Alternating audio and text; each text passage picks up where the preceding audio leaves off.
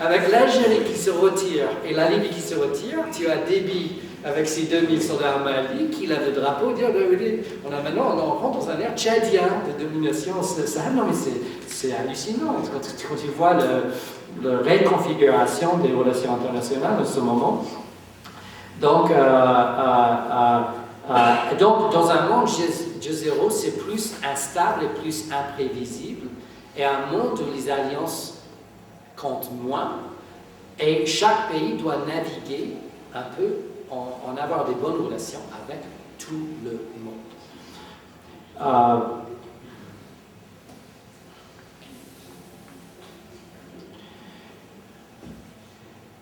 Alors, je vais changer un petit peu le sujet avec le discours de Kerr. Je ne vais pas vous dire mon trajet parce que le professeur a bien expliqué un petit peu ce que j'ai fait dans la vie, mais un des programmes qui a suivi le discours de Kerr, c'était le programme d'envoi scientifique, envoi présidentiel scientifique d'Obama. Et les trois premiers étaient Ahmed Zewail, le prix Nobel en chimie. Deuxième, c'était Bruce Alberts, l'éditeur de Science Magazine et un professeur hyper connu aux États-Unis en chimie. Il a fait des textes essentiels de biochemistry dans le monde. Et il y avait Elias Zerhouni. C'est moi et mon équipe ont créé le programme. Et l'idée, c'était d'aller visiter. On avait commencé par les 50 pays. MMMP, Muslim Majority, Muslim Plurality, majorité musulmane, pluralité musulmane, pour commencer le dialogue musulman, et puis l'élargir au monde entier, parce qu'il y a beaucoup de défis globaux maintenant, il faut une réponse plus scientifique et technologique aux défis communs. Alors, on a choisi Elias Zerhouni. Moi, j'ai voyagé avec lui à 8 pays. On a commencé par le Maroc, je crois, puis l'Algérie, Tunisie, Libye, on a fait 4 pays de l'Est. Et Zerhouni, en commençant, avait une vision forte, mais non complète. Lui, il voulait focaliser sur quoi? Sur la sécurité de nourriture, chose importante dans cette région, et ça va s'aggraver. Sécurité de l'eau, problème dans cette région, de la travers vers le monde. Sécurité énergique, on peut parler de ça, mais vous savez bien ce que c'est. Santé publique, lui, il était le chef de NIH, le plus grand centre de recherche du monde, 30 milliards de dollars de budget annuel, 30 000 chercheurs. Et Zerhouni, il était doctorant à Johns Hopkins quand il était parti aux États-Unis aux années 80. Il a fini comme le chef des scientifiques aux États-Unis avant de devenir l'envoi présidentiel. Et quand je suis venu au Maroc, ils ont traité en tant que Marocain, parce que Zerhouni, c'est la famille Zerhouni, donc vous voyez. Alors, santé et changement climatique. Il y avait 5 thèmes, donc nourriture, de l'eau, l'énergie, santé publique et recherche génétique, et aussi changement climatique qui est très important. Mais en consultant avec les pays de région, il a ajouté 3 thèmes qui sont devenus de plus en plus importants. Je recule pour expliquer un petit peu. Vous avez un problème de trop de jeunes dans cette région. Il y a peu de gens dans l'Occident qui comprennent pourquoi. Je ne sais pas si ce public comprend ou non. Mais ce n'est pas la haute fertilité qui cause ce problème, c'est la baisse de mortalité. Donc, si une femme moyenne en Afrique du Nord, dans le MENA, en Afrique, a 5-6 enfants, avait 8 enfants avant, maintenant, les femmes, elles ont 1 ou 2 enfants. Ça a chuté. Mais, donc, le taux de fertilité a baissé, mais le taux de mortalité a baissé 2 fois plus vite. Et ça a créé le Youth Poverty. Pourquoi ça a baissé 2 fois plus vite? C'est une réussite développementale. C'était médecine moderne, nutrition moderne, sanitation, je ne sais pas, les égouts, tout ça moderne, qui a réduit les maladies. C'est ça qui a créé le miracle 2, trop de jeunes, parce qu'il y avait beaucoup plus de bébés de 0 à 5 ans qui mouraient, et ça a créé ce problème. Et on a le boom des bébés, mais aussi le eco-boom. Eco-boom en démographie, le boom éco, je ne sais pas, c'est que quand il y a trop de femmes qui ont peu d'enfants, donc, et c'est un problème en Algérie par exemple, donc quand il y a beaucoup trop de femmes, elles ont que 1 ou 2 enfants, il y a trop d'enfants parce que même si elle avait peu d'enfants, il y avait l'effet d'éco-boom et donc trop de monde. Et Algérie, ils ont un problème démographique plus grave que le Maroc. Le seul pays de MENA qui n'a pas un problème démographique, c'est la Tunisie. C'est le seul, l'âge moyen en Tunisie, c'est 30, en Algérie, au Maroc, c'est 27, en Égypte et Libye, c'est 24, en Mauritanie, c'est 19, Sahara occidental, 19 aussi. Donc, plus que tu vas dans le sud, c'est pire, mais quand on dépasse 30 âge moyen, on commence à avoir un problème plutôt de diplômés chômeurs que d'excès de jeunes. Et juste un petit statistique aussi, si vous ne savez pas, les bons statistiques de USAID que j'avais, on m'avait expliqué il y a quelques années, le taux de chômage au Maroc, selon l'USAID, pour les gens avec l'éducation supérieure, c'était à 29%, les gens avec secondaire, 22%, les gens avec primaire, 9%, et les gens avec sans éducation, c'était à 2-3%. On parle de la formelle, bien sûr. Et j'avais cité ces statistiques quand j'étais à Washington, et le directeur de Fulbright m'avait crié dessus, parce qu'il pensait que j'étais anti-éducation. Plus d'éducation, moins de chances de travail. Non, c'est pas ça. C'est comme quand on a plus d'éducation, on est prêt à faire beaucoup de choses, on a beaucoup d'attentes, il y a la famille qui attend, tu ne vas pas vendre des cigarettes dans les cafés, tu dois attendre le boulot qui convient. Donc la famille va continuer à soutenir ces jeunes jusqu'à ce qu'ils font quelque chose. Donc ça crée le problème dont je parle aujourd'hui de cette jeunesse très éduquée avec peu de choses à faire. Donc, Zerhouni, avec les consultations, on a visité les 8 pays. Il a ajouté 3 choses. Il a ajouté le problème d'éducation et de databases, les bases de connaissances digitales, etc. On était à UNESCO et ça nous a choqué. Il nous a dit qu'il y avait un déficit de 10 millions de professeurs à travers le monde. Et il y a peu de chances, avec les problèmes démographiques, qu'on va former tous ces professeurs pour répondre aux besoins.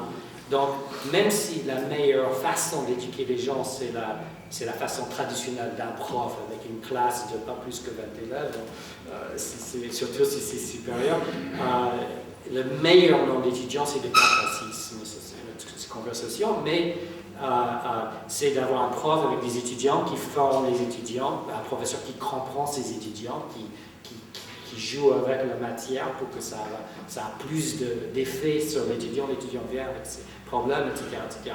Mais ça ne sera pas le modèle pour l'avenir, parce qu'il y a trop de monde à éduquer et les budgets nationaux ne vont pas pouvoir former et payer tous les professeurs. Donc il faut absolument mobiliser, même si je suis contre philosophiquement, il faut mobiliser les ressources digitales pour l'éducation. Et si vous avez jamais fait un cours digital, il y a certaines choses qu'on peut apprendre bien digitalement. Par exemple, des langues, il y a des choses qu'on peut faire digitalement, et il y a d'autres choses qu'on doit faire dans la chambre, là, avec le prof. Il y a, surtout en ingénierie, il y a beaucoup de domaines scientifiques, il y a beaucoup de choses qu'on peut faire digitalement. Donc là, on a commencé on a fait beaucoup de choses, je ne vais pas toutes les lister peut-être pendant mes questions, mais 2 choses qui sont venues de ça, c'était le MOOC, c'était un programme de diffusion de cours digital à travers le monde basé sur ce qu'on a fait à MIT avec OpenCourseware, et a commencé à adapter ces cours pour le monde entier. Et deuxièmement, on a commencé à faire les bibliothèques digitales, donc de là est venu le projet de bibliothèque numérique pour le Maghreb. On a travaillé beaucoup avec INIST pour diffuser les bases de données. Et je crois que 26 000 publications scientifiques mondiales aux universités américaines. Et je ne sais pas, puisque j'ai quitté le gouvernement depuis 2 ans, à quel point on est avec ce projet de division, mais il y a 2 ans, on commençait. Il y avait certaines universités qui étaient branchées et j'étais choqué. Il y avait d'autres. J'ai visité à Knifra, la bibliothèque. Il y avait 2 ordinateurs dans la bibliothèque qui marchaient, les autres qui étaient là pour regarder. Et il n'y avait vraiment pas beaucoup de choses à trouver sur ces ordinateurs, mais je ne sais pas à quel point c'est. Mais on a donné un coup de main mixte pour commencer à faire ça. On a fait la même chose en Algérie, en Tunisie, et on voulait lier les bibliothèques. Mais les gouvernements nous ont quasiment bloqués. On a fait toute une infrastructure de coopération inter-maghrébine dans le projet. Et maintenant, on nous dit que c'est phase C ou phase D ou phase 10, je ne sais pas, mais éventuellement, il y aura une certaine infrastructure pour coopération entre les pays du Maghreb, en sciences et en sciences sociales. Tout ce que vous faites, c'est inclus dans la vision. La deuxième chose que Zerhouni a ajoutée, c'était Job Creation Innovation. Je parle de ça, je vais parler un petit peu plus de ça avant de terminer. Mais il s'est rendu compte que la philosophie américaine dans la coopération internationale était toujours Women and Child Health. C'était des femmes et c'était des enfants. Pourquoi? Parce que quand une société évolue, c'est souvent avec plus de femmes dans le labor force. Et donc il faut mobiliser les femmes, ça fait développer. En plus, si les femmes passent plus d'années à l'école, la société aussi se développe, etc.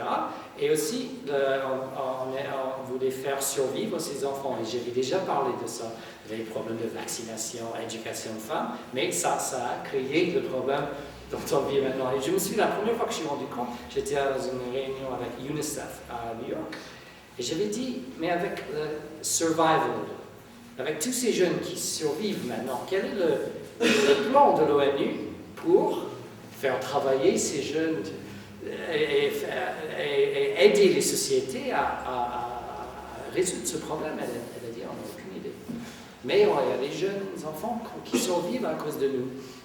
Et Zerhouni avait la même idée. Il faut pousser le monde musulman, les pays arabes à éduquer les femmes, et il faut aider avec le survival, c'est quoi en français?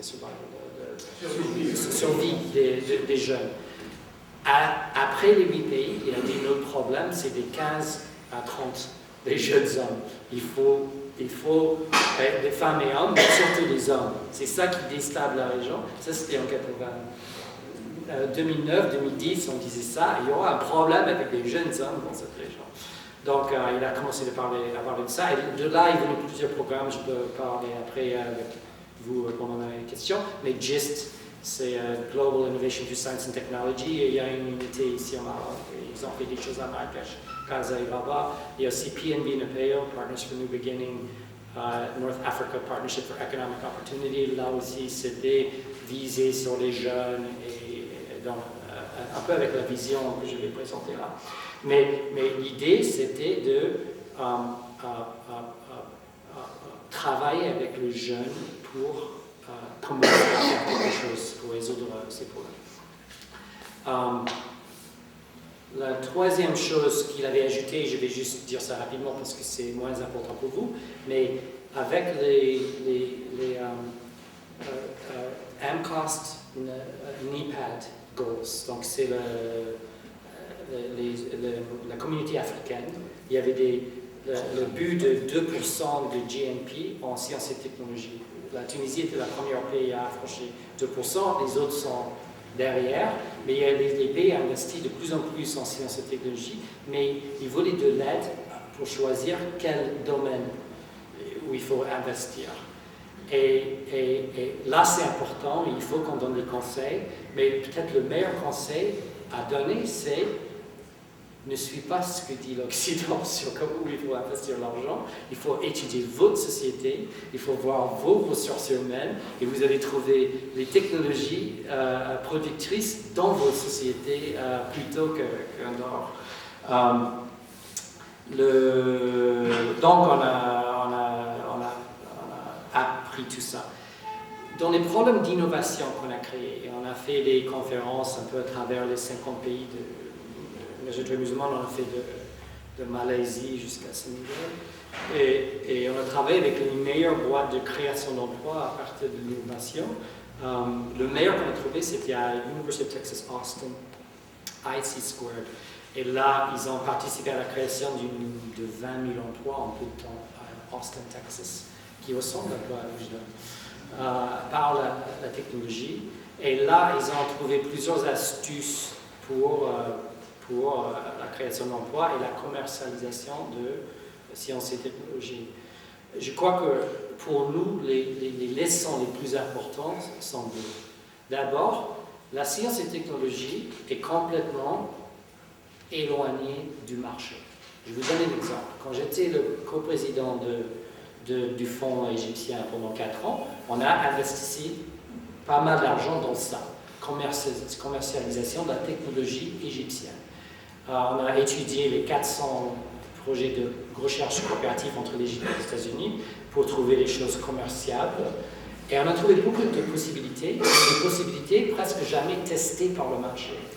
Donc, par exemple, il y avait des scientifiques égyptiens qui ont développé un low-fat cheese, un fromage de matière grasse diminuée. Ils ont développé, c'était très bien scientifiquement, mais quand on a commencé à tester ça, c'était un fromage que les Égyptiens n'allaient jamais manger.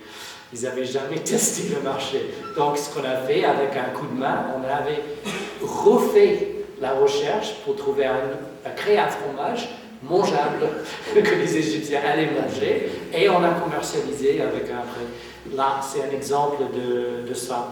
Je vous donne un autre exemple, et je ne connais pas l'histoire, donc je vais juste mentionner, mais l'huile argan existe depuis toujours au Maroc. Il y avait un certain marché international, mais faible.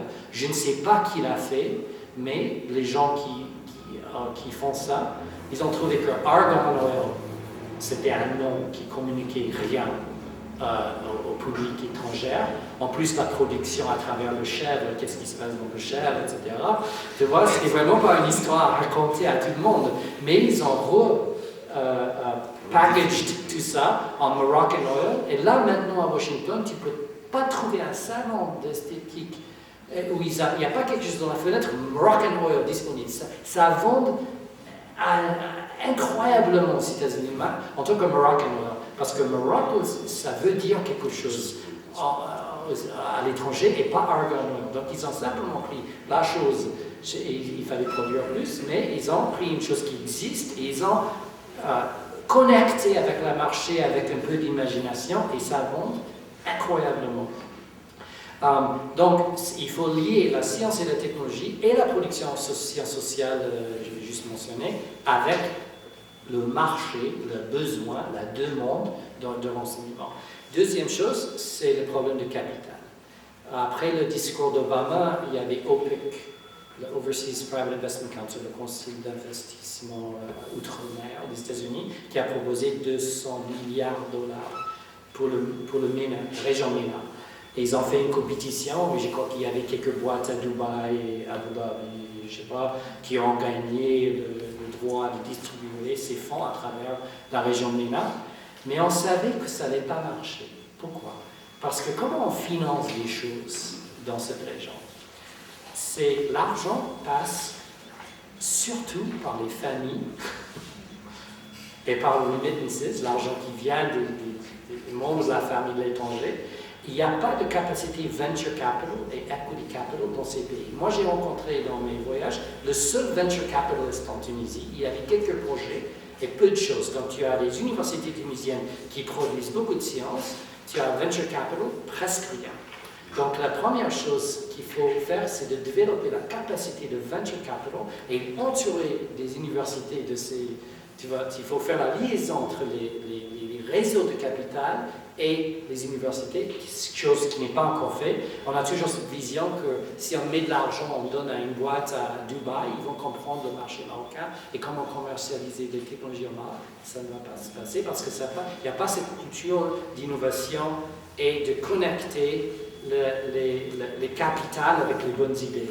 Et là, c'est tout un travail qui doit se passer au niveau des universités et au niveau des ministères et au niveau de la population pour créer des un réseau de capital indépendant des prêts des banques et indépendant des familles qui gravitent vers les bonnes idées.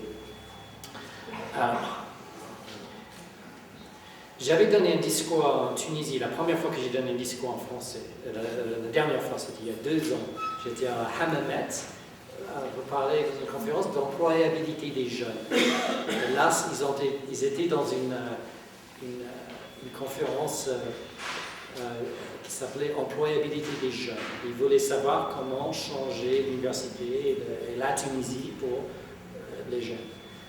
Et un des problèmes, c'était, et je vais le dire, le top-down de l'université. Ça veut dire les bonnes idées ne montent pas de l'université parce que c'est autoritaire. J'ai dit à eux, il ne faut pas attendre la constitution et l'avenir de la Tunisie, il ne faut pas agir maintenant. Pourquoi? Parce qu'on est dans un moment, un World Historical Moment, un moment de tournement où l'histoire s'accélère et les choses changent. Et c'est quand on est dans le moment de changement qu'il faut tout changer. Parce que dès que les choses s'encadrent après, c'est beaucoup plus difficile de changer. Et j'ai dit, pour l'université, il faut bottom-up et pas top-down. Qu'est-ce que ça veut dire? J'ai dit, il y avait un public beaucoup plus grand que ça. Il y avait des doyens et des chefs de département, et puis il y avait des professeurs, et puis il y avait des jeunes, tout autour comme ça. Oui. Alors j'ai dit, il faut libérer les universités du ministre il faut donner le droit d'innover au niveau de l'université. Et les doyens et les chefs de département, oui, c'est bon. Et j'ai dit, et puis il faut libérer les professeurs des administrations universitaires. Il faut donner des fonds de risque aux bonnes idées des profs, donner le droit de faillir, de faire faillite, mais apprendre et faire quelque chose. Et il y avait des profs qui commençaient à claquer les mains, dire oui, c'est bon. Et puis j'ai dit, il faut libérer les meilleurs étudiants en 3e cycle avec des bonnes idées, donner les fonds de recherche, etc., trouver des équipes et innover. Et puis il y avait toute la salle derrière qui a commencé je ne sais pas ce qu'ils ont fait, mais il faut commencer comme ça. Et j'ai vu un exemple. J'étais à Nile University, l'université de Nile, au Caire, il y a 3 ans, avant le printemps arabe. Qu'est-ce qu'ils ont fait? Ils ont découvert que leurs étudiants graduates n'avaient pas trouvé de travail. Il y avait 50% qui n'avaient pas trouvé tout de suite de travail. Qu'est-ce qu'ils ont fait? Ils ont ouvert l'université à tous les anciens étudiants le soir et le week-end. Et ils ont donné accès aux professeurs. Et les professeurs donnaient les problèmes à résoudre en équipe. Les problèmes qui pouvaient mener vers un produit sur le marché ou bien un service, surtout en sciences sociales, un service qui était peut-être avoir un rendement. Et ils ont monté plusieurs entreprises à travers... Il y a une autre chose dans les sociétés américaines maintenant, souvent, ça veut dire on donne 1 jour par mois et on ne fait pas le travail. 1 jour par mois, on travaille sur les idées personnelles. Tu as une journée par mois. Et beaucoup de sociétés américaines ont eu leurs meilleurs produits, leurs meilleurs services à travers le travail individuel et par équipe des employés qu'on les donne un champ libre avec un certain nombre de recherches, 1 jour par mois, pour innover. Donc, c'est ça. Il faut trouver des moyens et des façons de stimuler l'innovation qui sont souvent contre l'encadrement, la façon normale de faire les choses, etc. Il faut aussi plus de mélange de disciplines. Un des grands problèmes qui est venu après l'histoire du discours du Caire, c'était un programme avec des universités américaines. Il y a des centaines qui ont fait la demande et une trentaine qui ont gagné des bourses de USAID aux États-Unis pour travailler avec le monde entier. Et un des critères, c'était un mélange de disciplines inhabituelles. Donc mathématiques avec géographie, sociologie avec chimie. Et il y a même, quand j'étais à Stanford University pour parler de ça, il y a 2 ans, à Stanford, ils ont tout un bâtiment à l'université juste pour les mélanges inhabituels des disciplines. Et des choses qui créent ça. Parce que dans toutes les universités, on a une jalousie de discipline. Il y a une hiérarchie. Donc le professeur est le meilleur prof, puis il a le boulot, puis le chef de département. Et les disciplines se défendent, mais la création, l'innovation, c'est dans un mélange de disciplines non attendu. Elias Zerhouni raconte une chose. Je vais revenir à Elias Zerhouni juste rapidement. Elias Zerhouni avait son idée qu'il a rendu célèbre quand il était étudiant à Alger. C'était quoi? Il était mathématicien et étudiant en médecine. Et les mathématiques qu'il a fait, c'est la mathématique dans tous les scanners qu'on utilise nous pour les scanners de cancer. C'est lui, Zerhouni, qui a fait la mathématique. Et il avait découvert certaines choses en mathématiques et en médecine qu'il a suggéré qu'il y a quelque chose là. Il a discuté ça avec ses profs à Alger, ils ont dit c'est rien ça, c'est du titre. Donc il est parti à Hopkins, il avait fait l'allemand et pas l'anglais à l'école. Donc il fallait 4 mois juste qu'il puisse expliquer à son professeur. Et il a expliqué l'idée qu'il avait. Le professeur a dit je ne sais pas qui tu es, mais je ne crois pas que ça va marcher, mais je te donne quelques mois et un laboratoire. Il a développé ça, ça a marché. Première chose qu'il a fait, en tant qu'Algérien fidèle à son pays, il est rentré en Algérie avec son idée. Il a fait tous les hôpitaux, il a fait une ministre pendant 6 mois. Il a tourné, il a dit j'ai une innovation en cancer, traitement de cancer, je veux faire ça en Algérie. Première question, qui tu es? Et why not? C'est que tu racontes ça, c'est pas pourquoi, mais aux États-Unis ils ont dit pourquoi pas, même s'ils n'étaient pas d'accord. En Algérie ils ont dit pourquoi. Et donc il est rentré là-bas, et comme j'ai dit, il était doctorant, et puis il est devenu professeur, chef de département, doyen de l'université, ministre de santé aux États-Unis, et puis Head of NIH, donc tout un trajet extraordinaire parce qu'il avait une bonne idée et un seul prof qui n'était pas d'accord avec lui, il a dit pourquoi pas, tu es ça. Et les Algériens ont dit non. Et tu sais qu'on était à Paris, avec la presse africaine et arabe, Radio Soleil, tout ça. Et on avait parlé de fuite de cerveau et à Elias Zerhouni, et là il s'est indigné. Il était vraiment choqué par la question. Il était provoqué par la question. Il a dit dans notre région, on n'a pas un problème de fuite du cerveau, on a un problème de réjection. Et je vous raconte mon histoire. Il a raconté cette histoire. Et je peux vous raconter beaucoup d'autres histoires comme ça en Tunisie, en Égypte, pour éviter le Maroc pour le moment, de rejet de cerveau.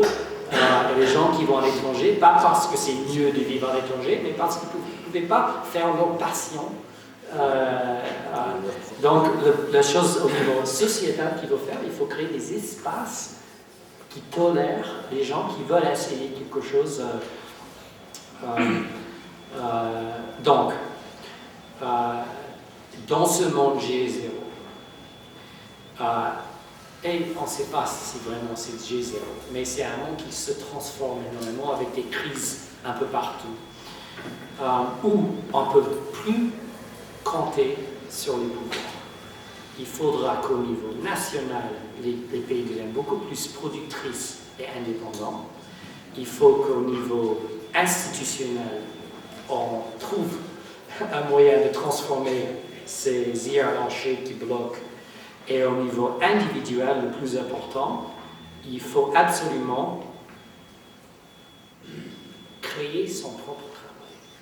Comme j'ai dit, il n'y aura pas assez de boulot et il faudra que les gens commencent à innover. Il y avait Socrate et 10 autres sages grecs qu'est-ce qu'ils ont dit? Know thyself. C'est quoi en français? Know thyself, le fameux. Hein? Connaître toi-même. La chose la plus importante dans la vie, c'est de te comprendre tes capacités, comprendre tes passions, essayer de les développer pendant l'éducation. Et tout ce que je dis, je ne parle pas uniquement de l'économie, là, je parle de toutes les disciplines. Il faut être entrepreneur dans toutes les disciplines. Social entrepreneurship, en sciences sociales, en droit, il faut tout comprendre, il faut trouver ta passion et il faut essayer de le réaliser, même si la société te dit non, tu es qui? Pourquoi? Il y avait Ibn Khaldoun, je l'ai en anglais là. He said, "He who finds a new path is a pathfinder, even if the trail to be found again by others." Celui qui trouve une nouvelle voie est un pionnier, même si la piste doit être retrouvée par les autres. Et moi, j'ajouterais, même si le chemin a été trouvé devant lui. Donc, il faut absolument suivre ses conseils, trouver son chemin.